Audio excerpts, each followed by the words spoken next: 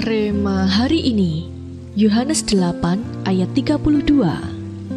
Dan kamu akan mengetahui kebenaran, dan kebenaran itu akan memerdekakan kamu.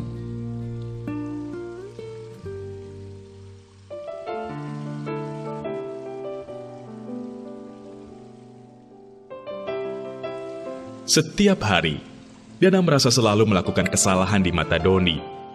Meski ia selalu berlaku ramah, sewaktu berpapasan, rekan kerjanya itu selalu mengabaikannya. Suatu pagi, belum juga ia sempat duduk, tiba-tiba terdengar teriakan Doni. "Kalau masuk sepatunya dibersihkan dulu dong. Kotor banget nih ruangannya, bikin gak nyaman kerja." Dana menatap lantai. Ia baru sadar ternyata sepatunya meninggalkan jejak. Sambil meminta maaf, Dana segera keluar membersihkan sepatu. Meskipun Dana menyadari keteledorannya, tetapi perkataan Doni mengusik perasaannya. Namun, Dana tidak mau terjebak dalam sakit hati. Ia berusaha untuk tetap positif dan memiliki hati yang memancarkan kasih. Tuhan Yesus mengajar kita untuk tetap berpegang kepada firman-Nya, supaya kita bisa mengetahui kebenaran dan memperoleh kemerdekaan. Hal itulah yang diperjuangkan Dana dari setiap peristiwa yang dialaminya. Ia berusaha untuk melihat segala sesuatu dengan kacamata Tuhan. Kacamata itulah yang akan selalu mengungkap kebenaran dan membawa kemerdekaan di balik setiap peristiwa yang terjadi. Hari ini, mari kita belajar untuk selalu memakai kacamata Tuhan.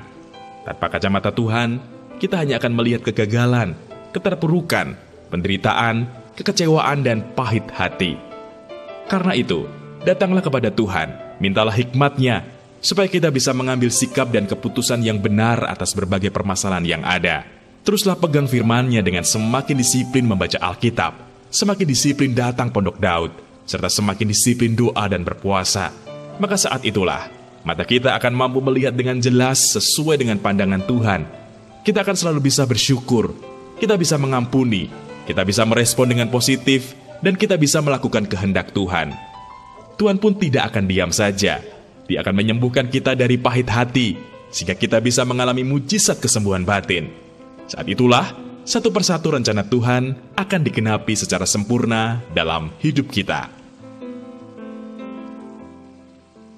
Apakah saat ini Anda memiliki kepahitan atau Anda pernah menyakiti hati orang lain? Apakah akibatnya dalam keseharian Anda? Dalam hal apakah Anda perlu untuk bisa melihat dengan kacamata Tuhan? Bagaimana Anda bisa belajar untuk melihat dengan kacamata Tuhan?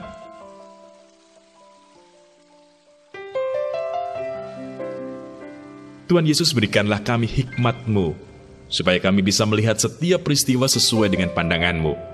Ampunilah kesalahan kami yang telah menyakiti hati sesama kami, dan kami pun mau mengampuni semua orang yang telah bersalah kepada kami. Kami mohon agar berkat damai sejahtera-Mu turun atas kami semua. Di dalam nama Tuhan Yesus, kami sudah berdoa. Amin. Hanya orang yang bisa melihat dengan kacamata Tuhan yang akan mengalami kesembuhan batin dan kemerdekaan yang sejati.